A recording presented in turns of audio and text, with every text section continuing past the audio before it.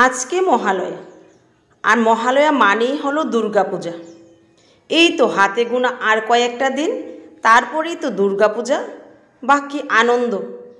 শুভ সকাল বন্ধুরা, আজকেও আবার চলে এলাম নতুন আরেকটা ভিডিও নিয়ে। আর বন্ধুরা, আজকের ভিডিওটা একটু অন্যরকম মানে অন্যদিন তো বাগানে আসে, কিন্তু আজকে খুবই ভালো লাগছে বাগানে এসে। চারিদিকে শুধু মায়ের গান আর গান, খুবই ভালো লাগছে শুনতে। তো আমি গানগুলি শুনে শুনে বাগানটা একটু ঘুরে ঘুরে দেখছিলাম। আর প্রত্যেক দিনই তো আমি বাগানে আসি আর গাছগুলিকে একটু দেখি, পাতাগুলি উল্টে উল্টে। তো যেগুলি ছিঁড়ে ফেলা সেগুলি ছিঁড়ে ফেলে দিই, আর যে পাতাগুলিতে একটু পোকা টোকা লাগে সেগুলিকে একটু ঝাড়া টাড়া দিয়ে পোকাগুলি ফেলে দিই। তো প্রতিদিনই তো বৃষ্টি হচ্ছে, জানি না কবে এই বৃষ্টি কমবে, যেহেতু অন্য বছরের তুলনায় এবছর কিন্তু বৃষ্টিটা একটু দেরিতে আসলো, তাই হয়তো এত বৃষ্টি হচ্ছে। যাই হোক, এই বৃষ্টির জন্য কোনো বীজই আমি লাগাতে পারছি না।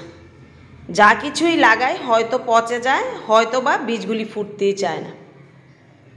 তো আজকের ওয়েদারটা একটু ঠান্ডা আছে আর কুয়াশাও পড়ছে, খুবই ভালো লাগছে ওয়েদারটা। তো আজকে বন্ধুরা বাগান থেকে কিছু সবজি কালেক্ট করব, সবজি আর শাক। তো কতগুলি শাক সবজি কালেক্ট করি বাগান থেকে, সবটা ভিডিও দেখতে থাকো তোমরা, আশা করি তোমাদেরও ভালো লাগবে।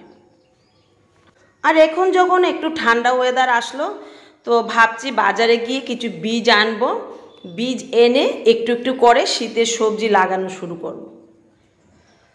তো চলো ওই পাশের গাছগুলি কেমন আছে একটু ঘুরে দেখে আসি। তো বন্ধুরা, এখানে তো পুঁই ডুগাগুলি অনেক বড় হয়ে গেল, এই ডুগাগুলি আজকে তুলে নেব।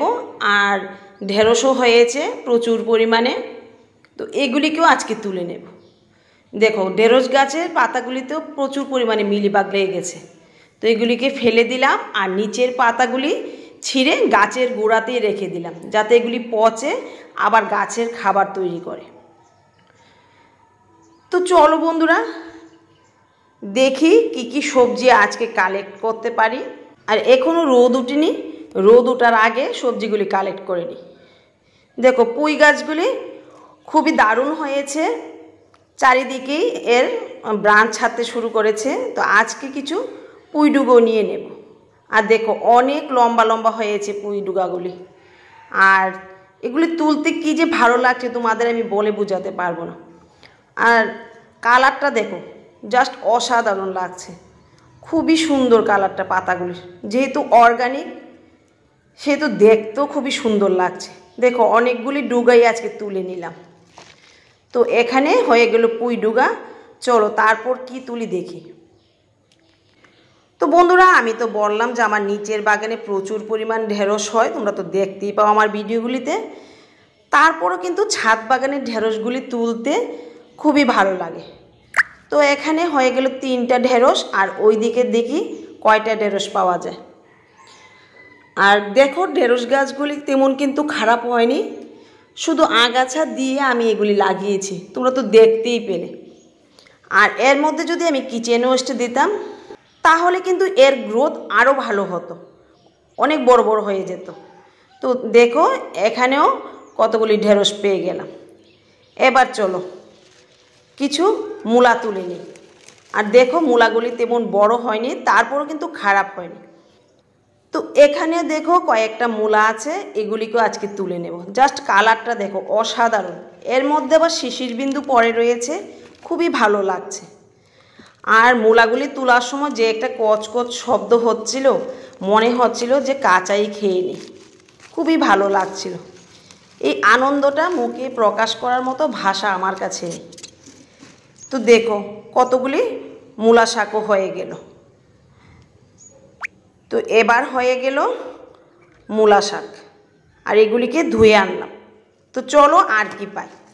তো বন্ধুরা, এখান থেকে কিছু পরিমাণ সেচি শাক তুলে নেব। আর সেচি শাক বেগুন দিয়ে ভাজা করলে যা অসাধারণ লাগে না, মানে বলেই বোঝাতে পারবো না। হয়তো বা অর্গানিক বলে, হয়তো বা নিজের বাগানের বলে, যাই হোক খেতে কিন্তু দারুণ লাগে এই শাকটা। তো তোমরা যদি এরকম অর্গানিক খাবার খেতে চাও বিনামূল্যে, তাহলে কিন্তু এরকম একটা সেচি শাকের মূল এনে লাগালে সারা বছর এখান থেকে সেচি শাক পেয়ে যাবে। তো দেখো, এবার হয়ে গেল কিছু সেচি শাক। এবার চলো বন্ধুরা কিছু কলমি শাক তুলে নিই।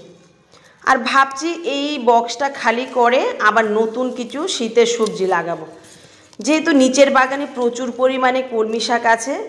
তো আজ ছাদে ভাবছি অন্য কিছু একটা লাগিয়ে সবজির পরিমাণটা বাড়িয়ে নেব। তো একটা বক্স রেখে দেব কলমি শাকের জন্য, আর এই বক্সটা খালি করে দেখি আজকে না পারলে কালকে অন্য কিছু বীজ এনে লাগিয়ে দেব। তো দেখো, এবার হয়ে গেল কিছু কলমি শাক। চলো আর কি পাই। তো বন্ধুরা প্রত্যেকটা বক্সে একটু একটু লাল শাক হয়ে আছে, তো এগুলিকেও আজকে তুলে নেব। আর লাল শাকের কালারটা দেখো কি যে ভালো লাগছে, আমি কি বলবো তোমাদের, কীভাবে বোঝাবো বুঝেই পাচ্ছি না।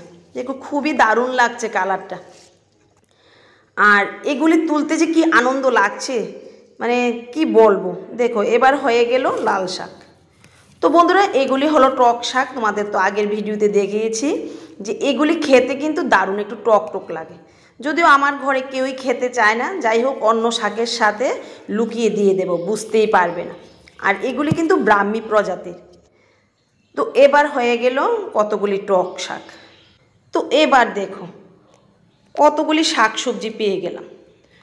কতগুলি পেলাম কলমি শাক, কতগুলি পেলাম টক শাক, পেলাম লাল শাক, পেলাম কতগুলি ঢেঁড়স, কতগুলি পেলাম মূলা শাক, সেচি শাক, আর পেয়ে গেলাম অনেকগুলি পুঁই শাক।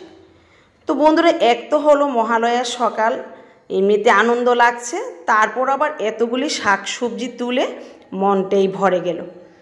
তো বন্ধুরা তোমাদের তো প্রতিদিনই বলি এইভাবে অর্গানিক বাগান করো, একদম বিনে পয়সায়, একদম বিনে পয়সায় না হলেও সামান্য কিছু খরচে একটু বাগান করো, দেখবে তোমাদেরও মনটা এইভাবে ভরে যাবে। তো বন্ধুরা আজকে যেহেতু মহালয়া, মায়ের কাছে প্রার্থনা করব আমিও যেন ভালোভাবে দিন কাটাই আর তোমরাও যেন ভালোভাবে দিন কাটাও।